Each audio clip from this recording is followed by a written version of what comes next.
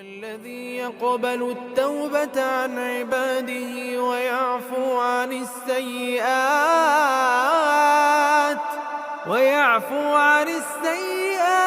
ويعلم ما تفعلون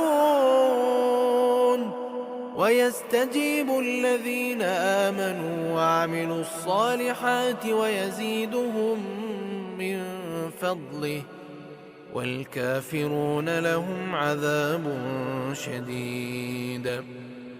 ولو بسط الله الرزق لعباده لبغوا في الأرض ولكن ينزل بقدر ما يشاء إنه بعباده خبير بصير.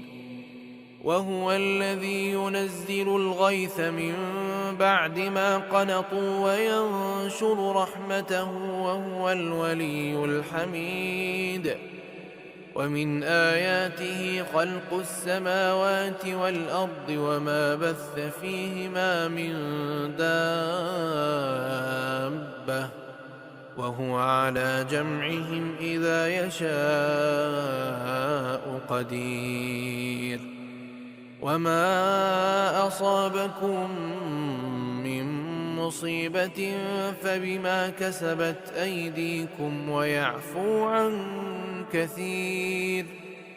وما أنتم بمعجزين في الأرض وما لكم من دون الله من ولي ولا نصير.